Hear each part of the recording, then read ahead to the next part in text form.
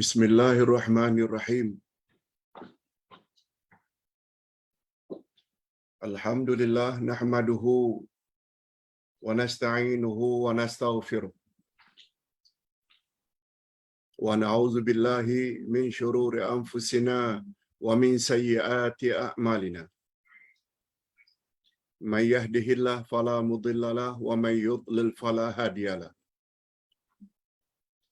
Asyhadu an la ilaha illallah wahdahu la syarika lahu wa asyhadu anna Muhammadan abduhu wa rasuluh la nabiyya ba'dah. Allahumma salli wa sallim ala nabiyyina Muhammad wa ala alihi wa sahbihi ajma'in, amma ba'd. Hadirin dan hadirat serta para pemirsa yang saya hormati, tak kira di mana sedang berada, Assalamualaikum warahmatullahi wabarakatuh. Alhamdulillah, kita bersyukur kehadirat Allah Azza wa Jalla.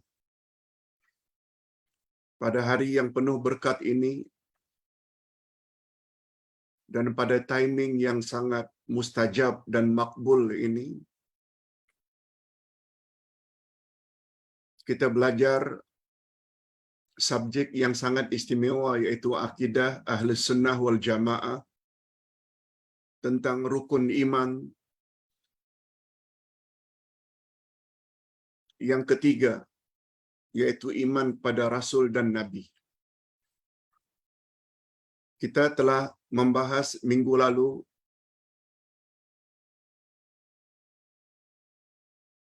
iman kepada Nabi dan Rasul bahagian pertama. Maka pada hari ini adalah bahagian yang kedua atau bahagian yang terakhir. Iman pada Nabi dan Rasul.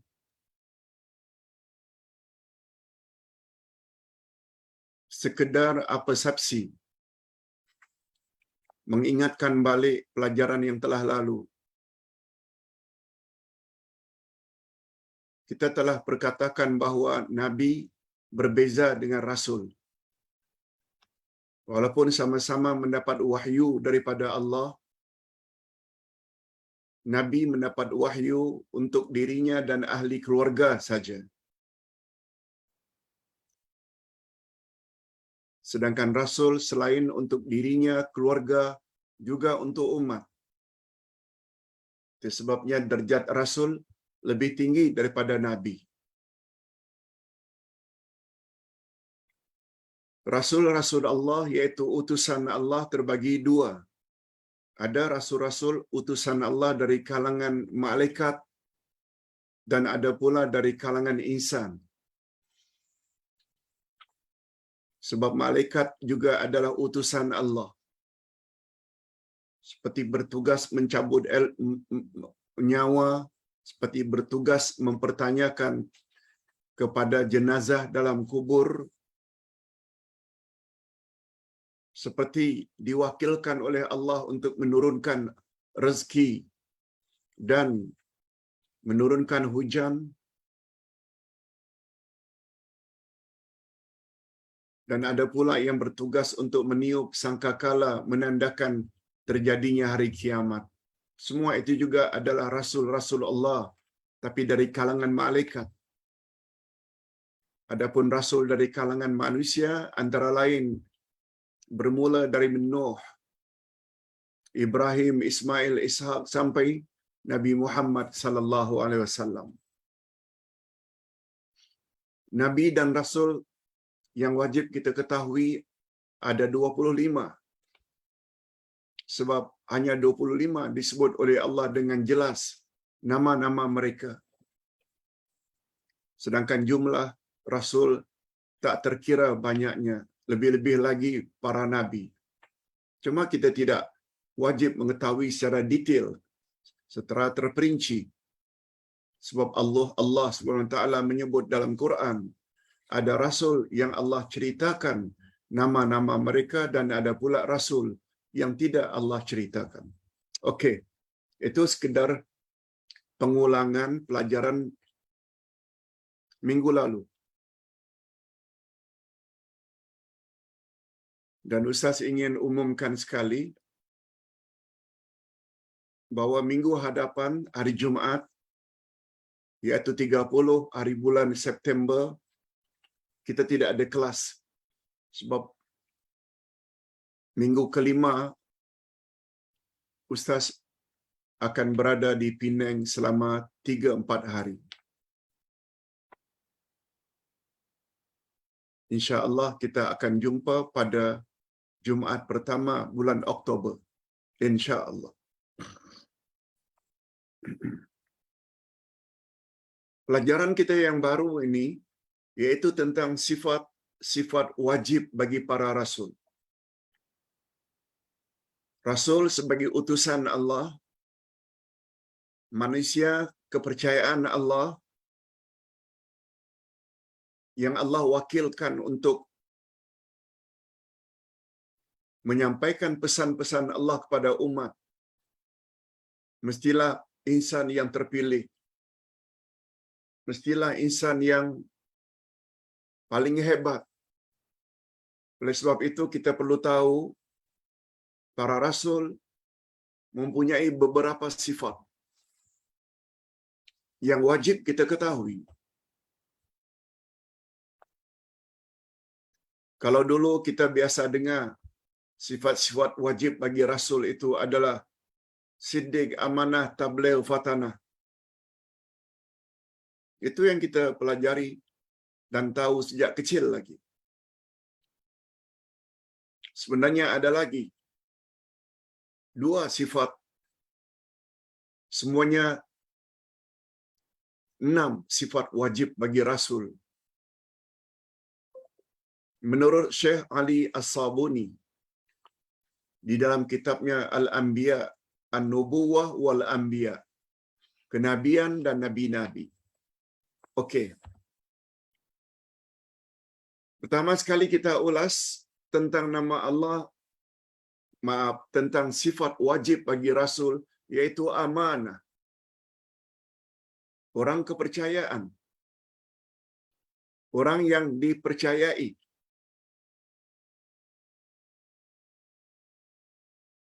Lawannya adalah khianat. Itu sifat mustahil bagi Nabi. Sifat mustahil bagi Rasul itu khianat. Sifat wajib bagi Rasul adalah amanah.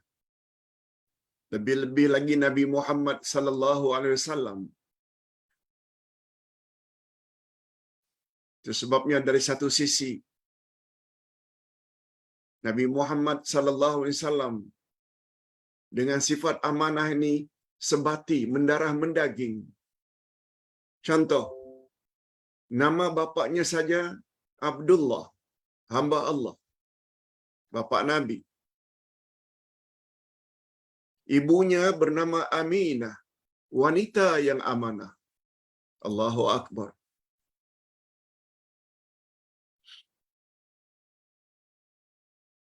Baginda Rasul sallallahu alaihi wasallam dari kecil lagi sudah dipanggil dengan Muhammad Al-Amin, yaitu Muhammad orang yang dipercayai. Malah Allah Subhanahu wa taala sebut baginda lahir di kota yang amanah. Kota yang amanah. Baladil Amin. Sebagaimana Allah sebutkan di dalam surah At-Tin. A'udzubillahi minasyaitonir rajim. Bismillahirrahmanirrahim. Wat-tini waz-zaitun. Demi buah tin dan buah zaitun. Itu terjemahan harfiah. Tapi tafsirannya demi tempat lahirnya Nabi Isa, yaitu Palestin. Tempat yang paling subur tumbuh pokok tin dan zaitun. Demi buah tin dan buah zaitun, dia memberi isyarat demi tempat lahirnya Nabi Isa. wa turi sinin, dan demi bukit Tursina, yaitu tempat Nabi Musa menerima wahyu, menerima Taurat. Wa hadzal baladil amin, demi negeri yang aman ini. Demi negeri yang aman ini, yaitu kota Mekah. Kota Mekah Al-Mukarramah, yang tafsirannya demi tempat lahirnya Nabi Muhammad sallallahu alaihi wasallam. Sudahlah ibunya bernama Aminah, dilahirkan di negeri yang aman, yaitu Balad Amin, kota Mekah. Sejak kecil lagi Nabi Muhammad, jauh sebelum diangkat menjadi Nabi dan Rasul. Panggilan untuk beliau, untuk baginda Muhammad Al-Amin. Yes. Itu sebabnya manusia seperti Nabi Muhammad yang amanah, tak pernah bohong, tak pernah khianat. Bila ada dari kalangan umatnya tak percaya apa yang Nabi cakap, rosak imannya. Apalagi sampai menolak hadis Nabi, boleh membawa murtad. Na'udzubillah min dzalik. Yang kedua, sifat wajib bagi Rasul, Siddiq, yaitu benar belaka, tak pernah bohong, tak pernah berdusta. Semua cakapnya adalah benar belaka. Semua tindak tanduknya benar belaka. Ingat ya, as-sidqu dalam bahasa Arab atau dalam pandangan agama, ia tidak terbatas kepada percakapan, tapi juga di dalam tindak tanduk. Jadi benar itu bukan hanya dalam ucapan, oh betul lah, benarlah cakapnya. Tidak. Dalam bahasa Arab, benar itu juga menyangkut masalah tindak tanduk. Itu sebabnya apabila seseorang sudah mengucap 2 kalimat syahadat, hanya di mulut saja, tapi dalam tindak tanduk tidak patuh kepada Allah dan Rasul, itu bermakna dia tidak benar dalam tindak tanduk.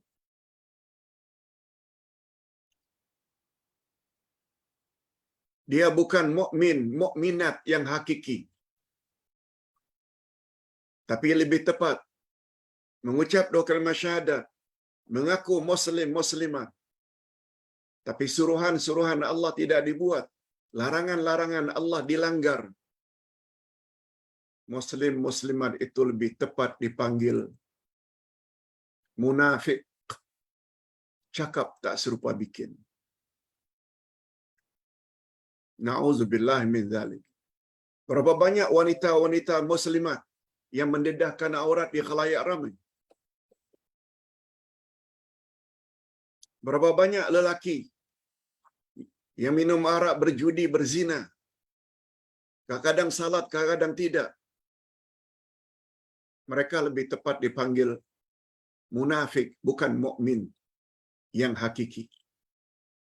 Walaupun tidak sampai ke peringkat kafir, tapi mereka bukan mukmin yang sebenar, tapi lebih tepat dipanggil munafik karena tidak siddiq dalam tindak tanduk.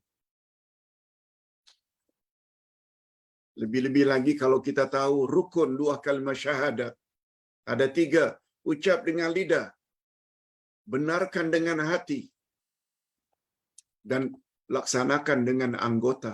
Suruhan Allah dan suruhan Rasul, jauhi dengan anggota larangan Allah dan larangan Rasul. Yang ketiga, sifat wajib bagi Rasul adalah tabligh, menyampaikan. Tidak ada yang Allah Subhanahu wa taala suruh agar disampaikan pada umat, lalu Rasulullah sallallahu alaihi wasallam sembunyikan. Tak ada.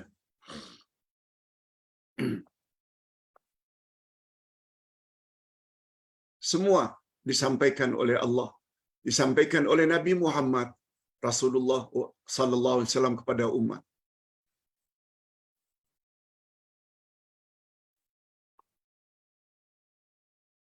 Masalah ada orang Islam, muslimat yang tidak tahu bahwa itu adalah arahan Rasulullah, suruhan Rasulullah, bahwa itu adalah larangan Rasulullah. Bukan karena Rasul tidak sampaikan, karena ilmu mereka kurang, tidak mau belajar, belagak sepertinya tahu segala-galanya. Orang sampaikan hadis yang sahih ditolak. Lebih-lebih lagi diikuti dengan sifat fanatik dan ta'assub kepada tuan guru, sampai sanggup menolak sunnah Nabi sallallahu alaihi wasallam. Itu sebabnya kitab seperti ini dirasakan perlu untuk ditulis ke arah memahami Al-Quran dan Al-Hadis. Berapa banyak umat Islam yang baca Quran tapi tak faham macam mana Quran tidak dijadikan sebagai pedoman. Hadirin dan hadirat rahimakumullah.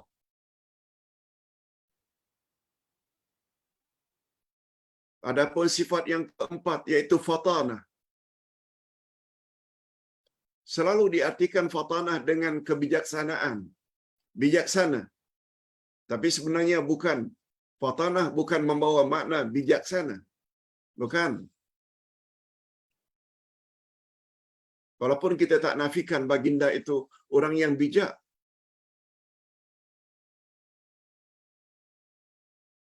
Tapi fatanah dengan makna orang yang punya akal yang tajam, pemahaman yang mendalam, ditambah lagi dapat mematahkan argumen lawan.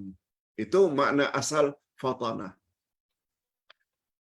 Sifat itu dimiliki oleh Rasulullah sallallahu alaihi wasallam. Sebagai fatanahnya Nabi Ibrahim. Begitu Namrud mendakwa,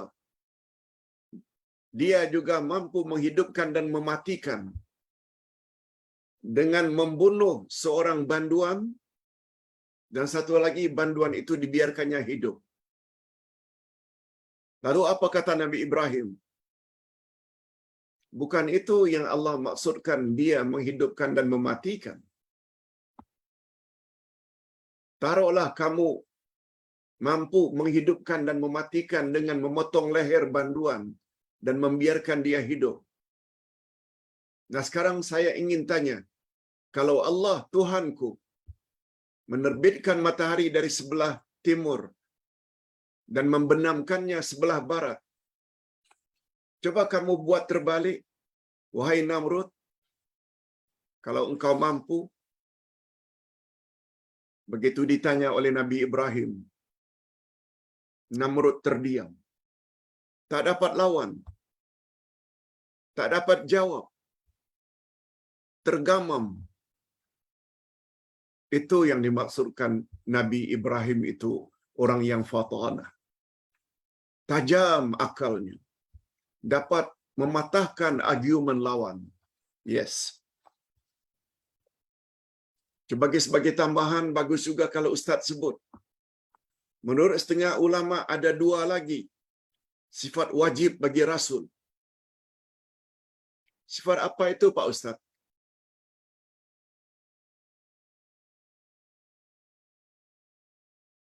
Sifat yang kelima namanya maksum. Walaupun di sini disatukan maksum dengan amanah, tapi maksum semua kita tahu, yaitu insan yang tak pernah buat salah, tak pernah khilaf. Itu maksum. Tak pernah buat dosa. itu maksum. Sebab Rasul berperanan sebagai contoh teladan, role model bagi umat. Oleh sebab itu sangat tidak layak Rasul itu pernah buat salah. Tak pernah buat salah itu namanya maksum. Terpelihara dari dosa. Nah, sifat yang keenam yang wajib bagi Rasul. Para Rasul terhindar daripada penyakit-penyakit yang menjijikkan. Sehingga umat tidak mau dekat.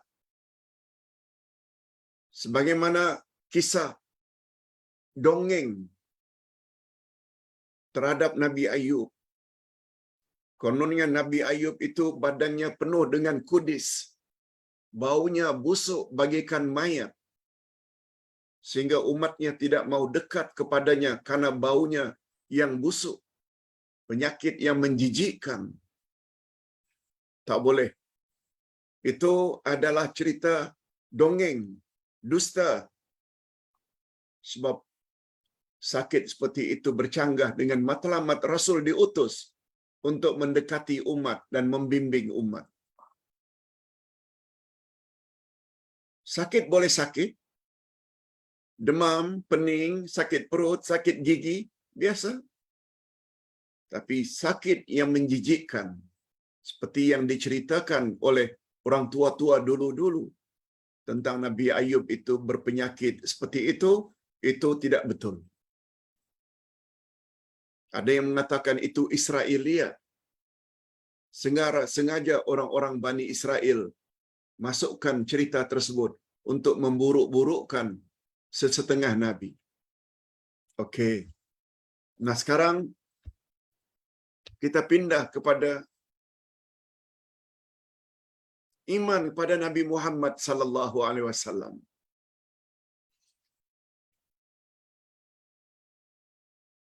Apa poin-poin penting seseorang baru dikatakan telah beriman pada Nabi Muhammad sallallahu alaihi wasallam? Di sini Ustaz ada himpun ada 5 maksud iman pada Nabi Muhammad sallallahu alaihi wasallam. Jika yang 5 ini tidak ada pada orang Islam,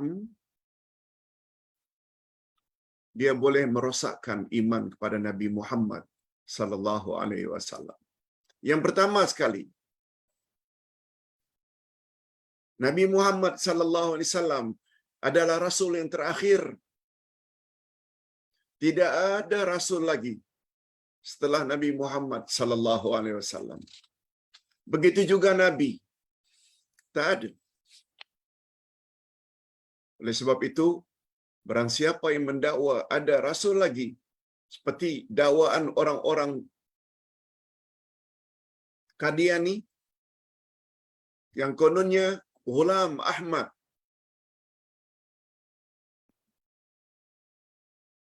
yang hidup di pekan Qadian dekat India.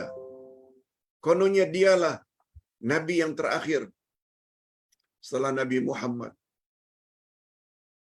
Rosak akidah orang-orang Qadiani. Mereka walaupun mendakwa diri mereka umat Islam, tapi bukan umat Islam yang selamat.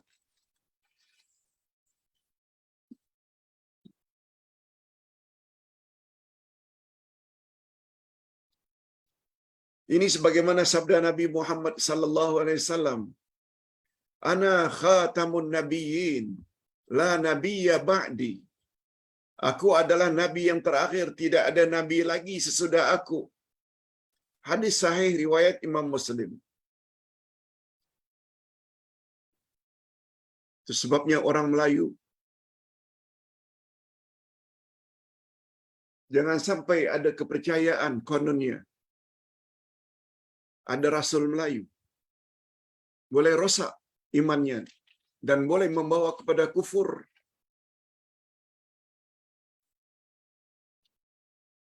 Ustaz lengkapi di sini dengan ayat dan hadis Nabi. Kita boleh baca sendiri. Yang kedua, Nabi Muhammad sallallahu alaihi wasallam Beliau mendapat gelaran Imamul Muttaqin, leader, pemimpin tertinggi dari semua orang-orang yang bertakwa. Beliau adalah leader kita, pemimpin bagi orang-orang yang bertakwa. Sebagaimana kita sama-sama maklum, orang-orang yang bertakwa, muttaqin, mereka sajalah yang layak masuki syurga. Sebagaimana firman Allah pada ayat 130 dari surat Ali Imran, "Uiddat lil muttaqin." Syurga disediakan hanya untuk orang-orang yang bertakwa. Hanya orang yang bertakwa saja di dalam Quran disebut orang yang akan lulus ketika melintas siratal mustaqim sampai ke destinasi, yaitu syurga. Sedangkan orang yang tidak takwa akan jatuh. Nabi Muhammad sallallahu alaihi wasallam bukan sekedar muttaqin. Salah seorang muttaqin, bukan sekedar salah seorang yang bertakwa. Malah beliau leader, Imamul Muttaqin, leader dari semua orang-orang yang bertakwa. Itu sebabnya Nabi Muhammad sallallahu alaihi wasallam mendapat penghormatan. Bagindalah orang pertama yang memasuki syurga Allah sebelum nabi-nabi yang lain, hatta Nabi Adam, hatta Nabi Nuh, hatta Nabi Ibrahim. Nabi Muhammad orang pertama yang memasuki syurga sebab beliau yang mendapat gelaran Imamul Muttaqin. Sifat wajib atau wajib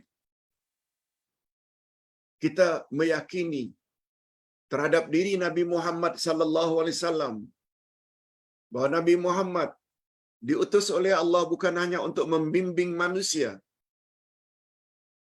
tapi juga berkewajiban membimbing makhluk jin.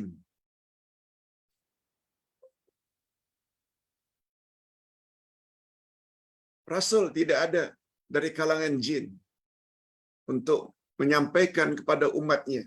Tak ada.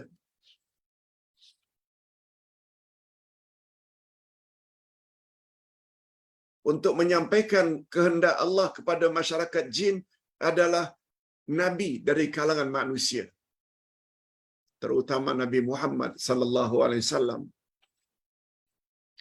Sungguh banyak dalam sirah Nabi Muhammad berdakwah kepada makhluk jin, kepada masyarakat jin. Bila Nabi Muhammad membaca Al-Quran, jin-jin akan berkerumun mendengar Quran yang dibacakan oleh Nabi Muhammad sallallahu alaihi wasallam. Yang keempat, makna iman kepada Nabi Muhammad sallallahu alaihi wasallam. Baginda wajib dicintai melebihi cinta kita kepada ibu bapa dan kepada anak-anak. Manusia yang wajib kita cintai melebihi dari segala-galanya adalah insan yang bernama Muhammad sallallahu alaihi wasallam. Ini sebagaimana sabda Nabi, la yu'minu ahadukum hatta akuna ahabbu ilaihi min walidihi wa waladihi wan nasi ajmain. Tidak sempurna iman seseorang, kata Nabi, tak sempurna iman seseorang sehingga aku, kata Nabi, lebih dia cintai dari bapaknya, ibunya, anak-anaknya dan semua manusia lain. Nabi Muhammad wajib, bukan kita cintai saja, kecintaan kita kepada baginda mesti melebihi daripada cinta kita kepada segala-galanya, termasuk cinta kita kepada Tuan Guru. Tak boleh mengatasi cinta kita kepada Nabi Muhammad. Atas dasar itu, bila seseorang dalam menimba ilmu dari Tuan Gurunya, jika didatangkan hadis Nabi ditolak, itu bermakna cintanya kepada Tuan Guru melebihi daripada cintanya kepada Nabi Muhammad sallallahu alaihi wasallam. Tak boleh. Sebab tuan guru hebat macam mana pun, walaupun mendapat derajat wali Allah, mereka tetap tidak maksum. Kalau ada yang berkeyakinan bahawa imam-imam mereka, guru-guru mereka itu maksum, itu di antara tanda-tanda orang itu adalah orang Syiah. Sebab di antara ciri-ciri Syiah, 12 akidah Syiah. 12 akidah Syiah. Satu di antaranya Ismatul A'immah. Mereka berkeyakinan ada 12 imam-imam keturunan Sayyidina Ali, semuanya maksum, tak pernah berbuat salah. Itu Syiah. Ahli Sunnah wal Jamaah no. Hatta Abu Bakar, Umar, Uthman, Ali, kita tak boleh katakan mereka itu maksum. Bagi kita yang maksum hanya Nabi Muhammad sallallahu alaihi wasallam. Yang kelima, terakhir,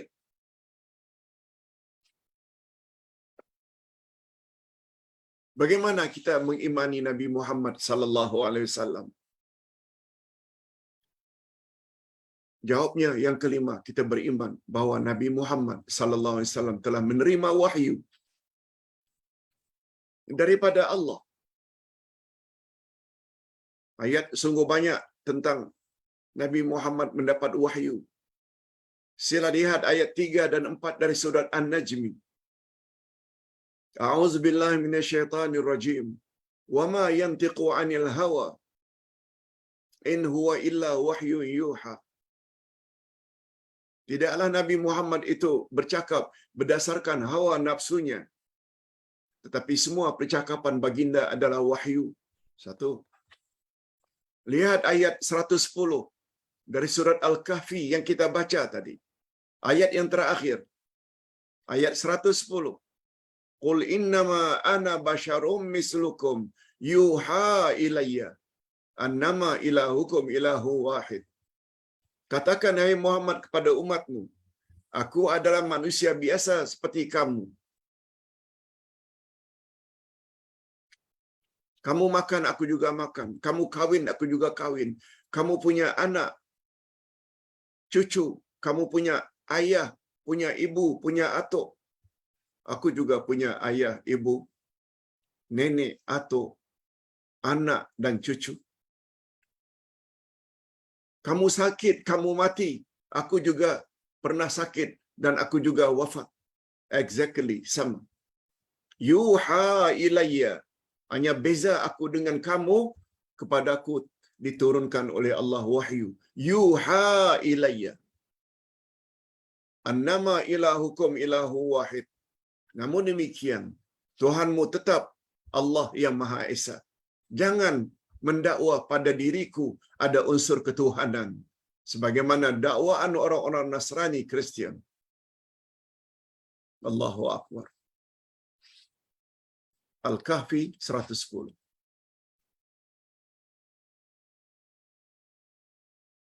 Nah, kita sampai kepada bahagian yang terakhir. Iman kepada Rasul, bahagian yang terakhir, yaitu wajib mencintai Rasulullah sallallahu alaihi wasallam. Kalau tadi makna iman pada Rasul ada 5, kewajiban kita mencintai Rasulullah ada 6. 6 maksudnya.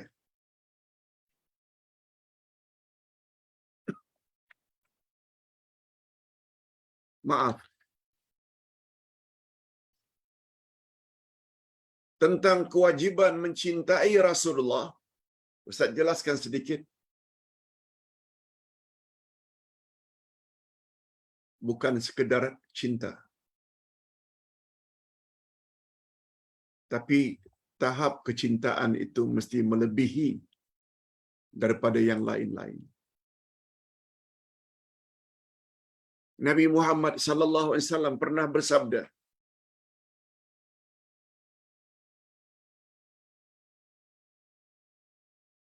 tiga perkara bila pada diri orang tersebut ada ketiga-tiganya, barulah dia dapat merasakan halawatul iman. Halawah maknanya kemanisan iman. Tiga perkara mesti ada. Yang pertama sekali, apabila Allah dan Rasul, dia lebih cintai dari segala-galanya. Nomor satu.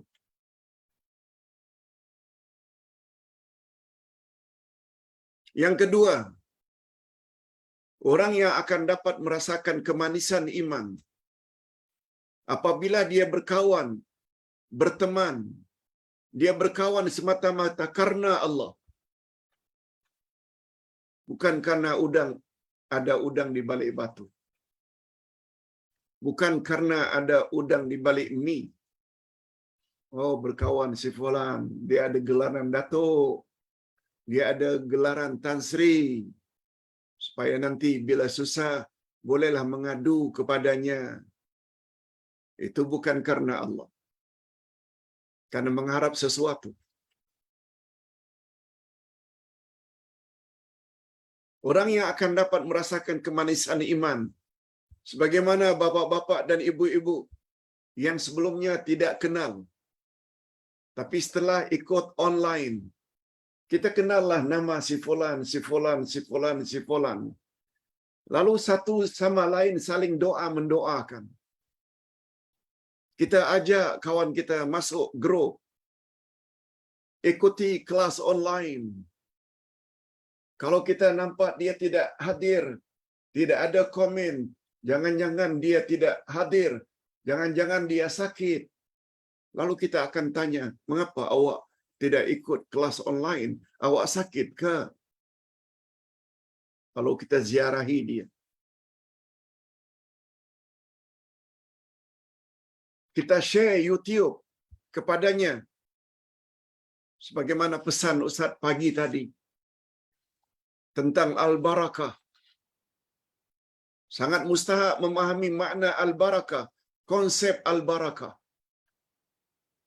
Pagi tadi kita ulas tentang Al-Barakah selama 1 jam. Apa makna Al-Barakah? Milik siapa sebenarnya Al-Barakah? Kepada siapa kita minta Al-Barakah? Manakah tempat-tempat yang paling banyak Allah curahkan keberkatan?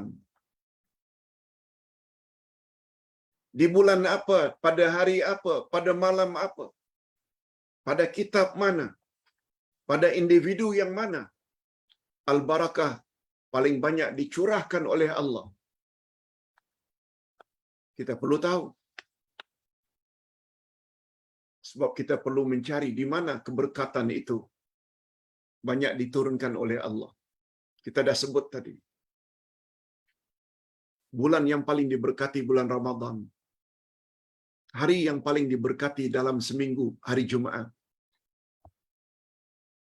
Bulan yang paling banyak diberkati dalam setahun, bulan Ramadan. Malam yang paling banyak dicurahkan keberkatan, malam Lailatul Qadar. Kitab yang paling banyak Allah turunkan keberkatan di dalamnya, Al-Quran. Individu yang paling banyak diturunkan keberkatan oleh Allah adalah Nabi Muhammad sallallahu alaihi wasallam. Itu sebabnya dalam kita beribadat, salatnya, puasanya, zikirnya, wiridnya, semua mesti ikut cara Nabi Muhammad sallallahu alaihi wasallam. Sebab bila kita ikut apa yang diajar oleh Nabi, mesti banyak ganjarannya. Itu sebabnya satu di antara makna Al-Barakah adalah banyak, tetap, berganda-ganda. Oleh sebab itu, apabila kita tidak faham makna Al-Barakah, inilah akhirnya muncul fanatik guru anu, ta'assub, ini. Nabi Muhammad diketepikan. Allahu Akbar. Tolong robah cara hidup, terutama hidup beragama.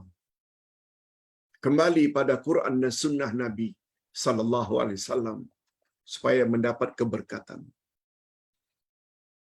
Nah, sekarang kita sampai ke bahagian yang terakhir. Ini yang Ustaz maksudkan, bukti-bukti cinta Allah kepada Rasulullah sallallahu alaihi wasallam. Apa kaitannya, Pak Ustaz?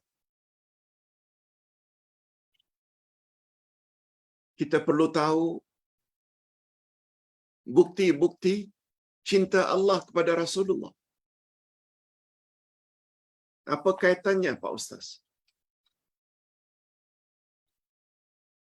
Dengar baik-baik. Nabi Muhammad sallallahu alaihi wasallam bersabda,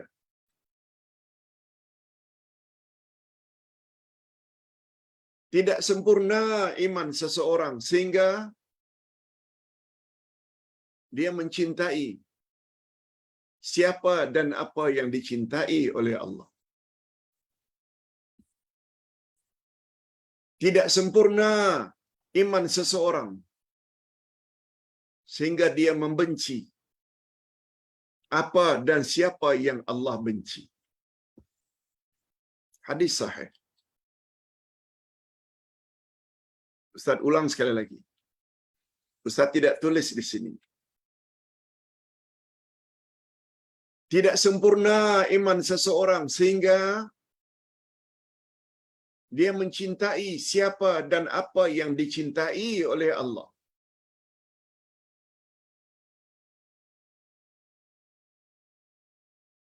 Dan tidak sempurna iman seseorang sehingga dia membenci apa dan siapa yang dibenci oleh Allah. Sudah paham? Itu sebabnya Nabi Muhammad Allah cinta ke atau Allah benci? Jawabnya Allah cintai Nabi Muhammad. Oleh sebab itu, ingin mendapat kesempurnaan iman, mestilah mencintai Nabi Muhammad. Karena Nabi Muhammad dicintai oleh Allah.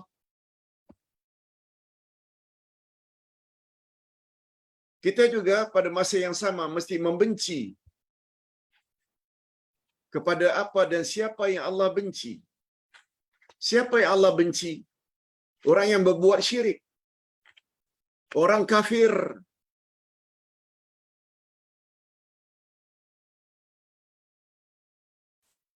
Orang yang langgar larangan Allah. Allah laknat dan Allah kutuk perasuah. Golongan yang korupsi. Allah benci. Baru sempurna iman kita bila kita benci kepada perasuah. Berapa banyak kita lihat orang yang sayang kepada perasuah, rosak imannya. Ustaz ulang sekali lagi. Poin ini poin penting.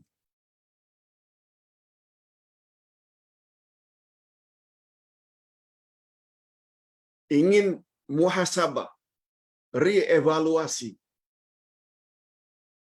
Iman kita sempurna ke atau tidak? Sangat terletak sampai di mana kita mencintai apa dan siapa yang dicintai oleh Allah.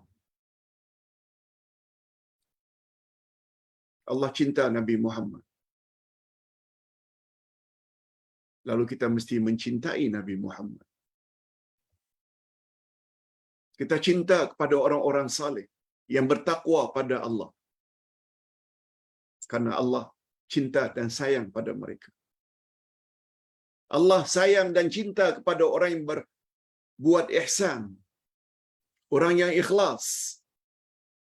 Kita juga mesti cintai orang-orang itu.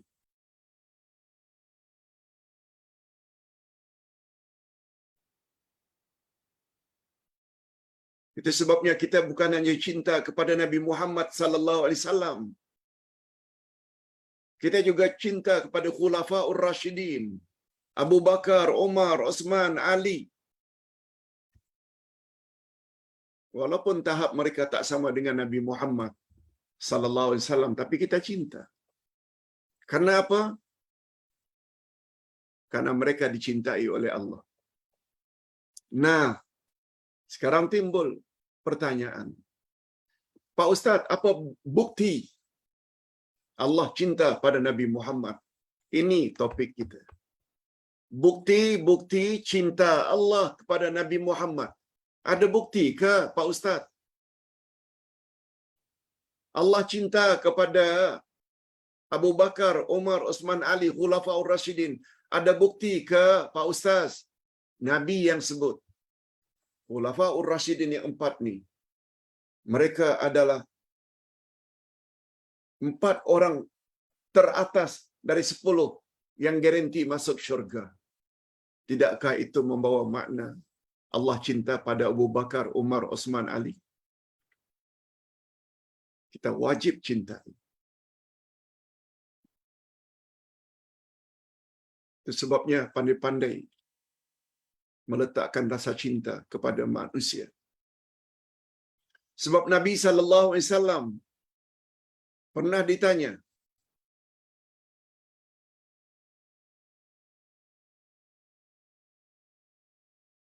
dan pernah memberi ketentuan, fa innaka ma'a man ahbabta. Engkau kelak di akhirat akan bersama dengan orang yang engkau cintai. Engkau di akhirat akan bersama dengan orang yang engkau sayangi. Bapak-bapak dan ibu-ibu, mari kita saling sayang menyayangi dengan pengertian yang luas. Mudah-mudahan kita sama-sama memasuki syurga Allah, syurga Firdaus. Amin ya rabbal alamin. Saling sayang menyayangi karena kita sama-sama ingin beramal, ingin mematuhi Quran dan sunnah Nabi sallallahu alaihi wasallam.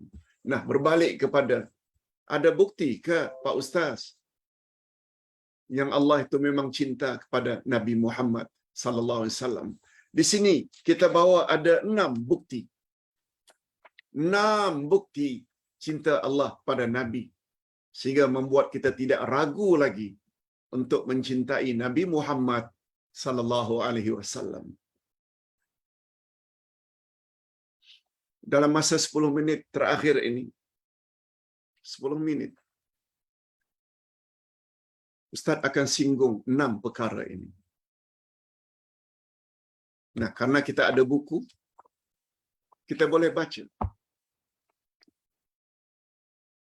Pertama sekali, Allah Subhanahu wa taala mengangkatnya Nabi Muhammad sebagai nabi dan rasul. Bukankah itu bukti cinta Allah kepada baginda?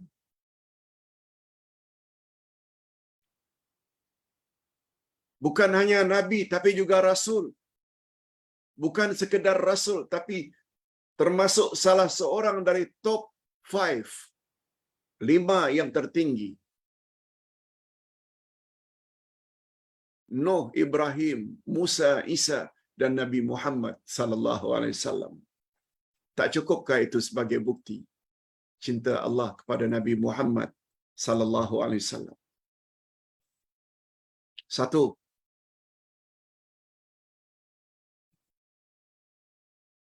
Nabi Muhammad tidak akan angkat orang yang penyangak. Allah tidak akan sayang pada orang-orang yang pembohong.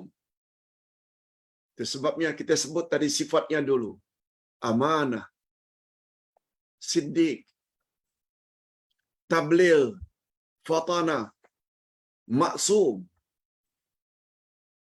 Dan para rasul terhindar dari penyakit-penyakit yang menjijikkan. Jangankan Allah, manusia yang waras fikirannya pun akan cinta dan sayang pada Nabi Muhammad sallallahu alaihi wasallam.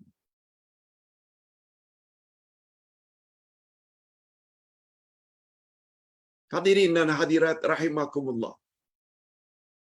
Masih ingat lagi tak satu orang di Eropah sana yang menghina Rasulullah? Dilukisnya Rasulullah tu macam kartun. Belum lagi di akhirat, belum lagi di alam kuburnya. Di dunia Allah dah nampakkan. Aksiden dengan trailer, terbakar, tak dapat diselamatkan, mati hangus. Allah bayar cash. Allahu Akbar. Jangan main-main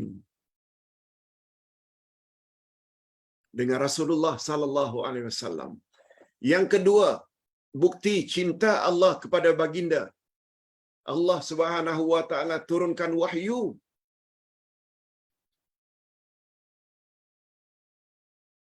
Allah Subhanahu wa taala turunkan wahyu melalui malaikat Jibril antar pada baginda. Malah lebih daripada itu, wahyu yang diturunkan kepada baginda yang dipanggil dengan Al-Quran mendapat jaminan tidak boleh dipalsukan hingga kiamat. Sehingga baginda dikatakan punya akhlak seperti Al-Quran. Akhlak Rasulullah adalah Al-Quran. Nah, kita pada hari ini, karena Quran ini tidak boleh dipalsukan, sebenarnya kita boleh memiliki sifat seperti sifat Nabi Muhammad sallallahu alaihi wasallam. Karena Quran kekal sebagai panduan. Walaupun derajat akhlak kita taklah sama dengan akhlak baginda. Paling kurang serpihannya pun jadilah. Jangan tolak Rasulullah. Sama ada ucapannya, perbuatannya, atau takrirnya, atau sifatnya, ambil sepenuhnya. Yang ketiga, bukti Allah cinta pada Nabi Muhammad. Allah Subhanahu wa taala mengangkat derajat baginda, mengatasi semua nabi dan rasul. Itu sebabnya Nabi Muhammad sallallahu alaihi wasallam pernah menyebut tentang dirinya, aku ini adalah orang yang terakhir, tetapi aku pula lah menjadi orang yang pertama. Hati-hati ya memahami hadis ini. Kata Said Sabiq di dalam kitabnya Al-Aqidatul Islamiyah, makna ungkapan itu, akulah orang yang terakhir, tetapi akulah orang yang pertama, dengan makna yang betul, aku diangkat sebagai Rasul dan Nabi yang terakhir. Tidak ada Nabi dan Rasul sesudah aku, tetapi di akhirat nanti, akulah orang pertama yang akan memasuki syurga Allah sebelum rasul-rasul yang lain. Makna yang lain juga boleh, aku diangkat sebagai Rasul dan Nabi yang terakhir, tapi justru akulah yang mendapat gelaran Sayyidul Anbiya'i wal Mursalin, penghulu semua Nabi dan penghulu semua Rasul.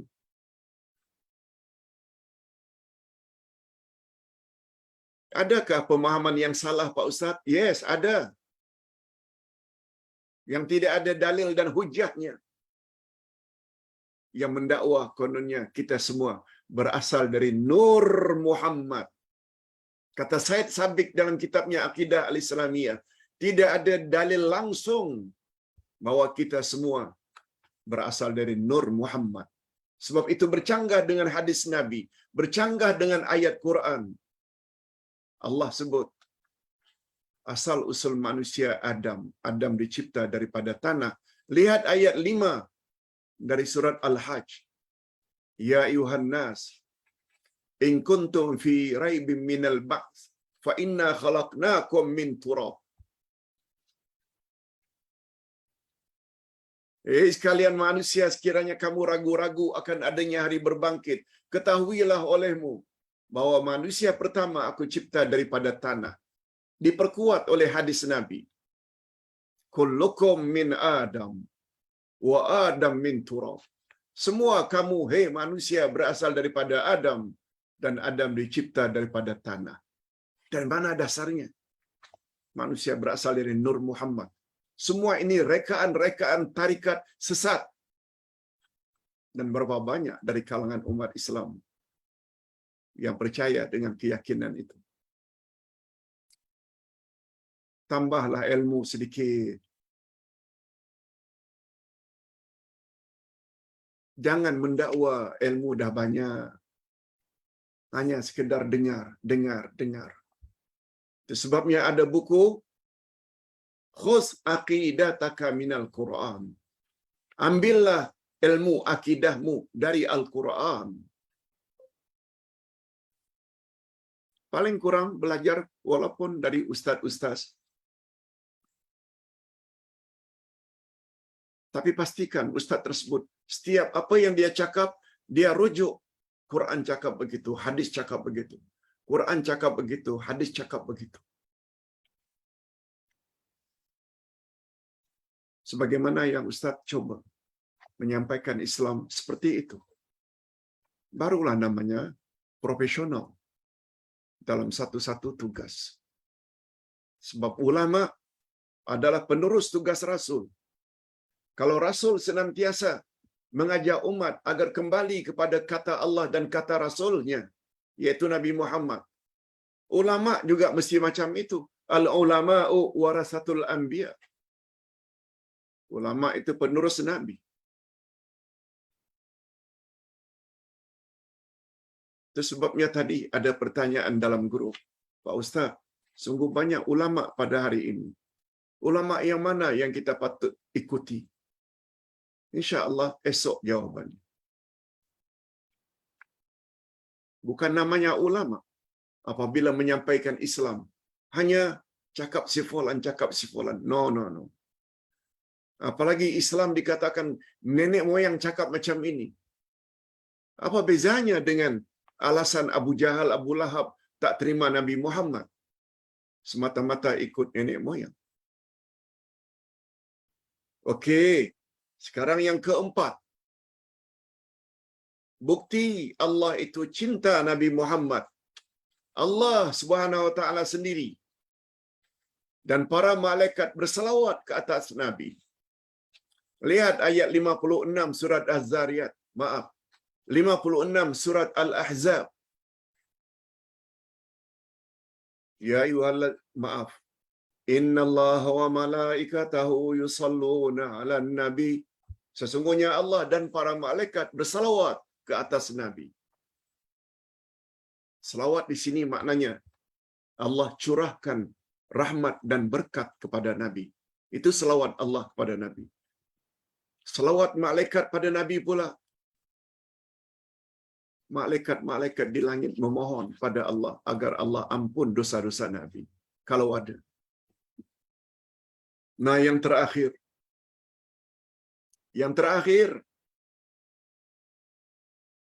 Nabi Muhammad diutus oleh Allah untuk seluruh alam.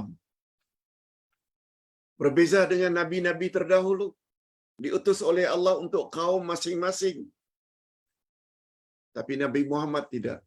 Wa ma arsalnaka illa rahmatan lil alamin.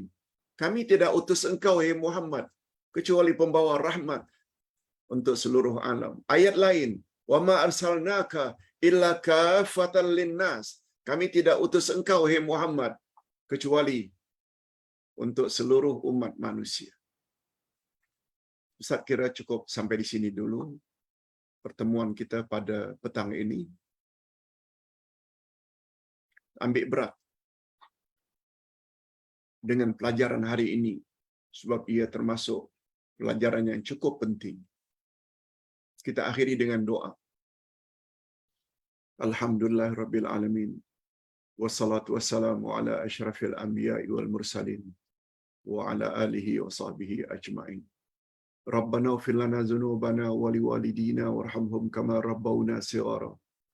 Rabbana hab lana min azwajina wa dhurriyyatina qurrata a'yun waj'alna lil muttaqina imama. Rabbana ighfir lana dzunubana wa israfana fi amrina wa thabbit aqdamana wansurna 'alal qaumil kafirin. Ya Allah, ya Tuhan kami, pada petang ini kami telah mempelajari tentang sifat-sifat wajib bagi Rasul, yaitu siddiq, amanah, tabligh, fatanah. Ditambah lagi dengan maksum, dan Rasul terpelihara dari segala penyakit yang menjijikkan. Ya Allah, ya Tuhan kami, pada petang ini kami tahu dengan bukti-bukti yang jelas bahwa Engkau sangat cinta dan sayang kepada Nabi Muhammad sallallahu alaihi wasallam.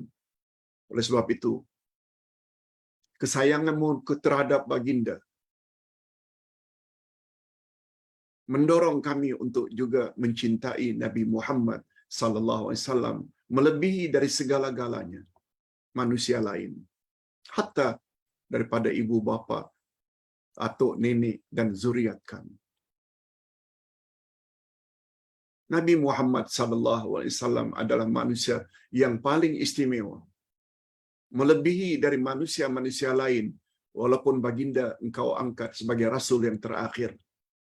Tapi bagindalah yang mula-mula akan memasuki syurga-Mu. Bagindalah yang mendapat gelaran Sayyidul Anbiya wal Mursalin. Ya Allah, masukkanlah ke dalam hati kami rasa cinta kepadamu dan cinta kepada Nabi-Mu melebihi segala-galanya. Sebab itu adalah syarat pertama dan utama untuk mendapat halawatul iman. Ya Allah, kami berdoa kepadamu pada timing yang sangat istimewa, yaitu pada hari Jumaat di antara asar dengan maghrib. Oleh sebab itu, kabulkanlah semua hajat kami. Siapa yang berhajat agar disembuhkan dari penyakit, sembuhkanlah penyakit mereka, ya Allah.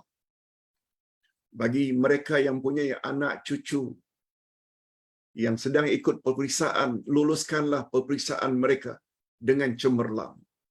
Bagi mereka yang belum mendapat jodoh dan zuriat keturunan, berilah mereka pasangan hidup saleh atau salihah, anak-anak yang salihin dan salihat, supaya mereka tidak hanya bersama di dunia, tapi juga bersama-sama dengan keluarga mereka memasuki syurga di akhirat nanti. Allahumma anta rabbuna farzuqna al-istiqamah. Ya Allah, Engkau adalah Tuhan kami, oleh sebab itu berilah kami sifat istiqamah, konsisten dan terus-menerus di dalam kebenaran. Wa sallallahu ala nabiyyina Muhammad wa ala alihi wa sahbihi ajma'in. Subhana rabbika rabbil izzati amma yasifun wa salamun alal mursalin walhamdulillahi rabbil alamin. Subhanakallahumma wa bihamdik asyhadu an la ilaha illa anta astaghfiruka wa atubu ilaik. Assalamualaikum warahmatullahi wabarakatuh. Waalaikumsalam.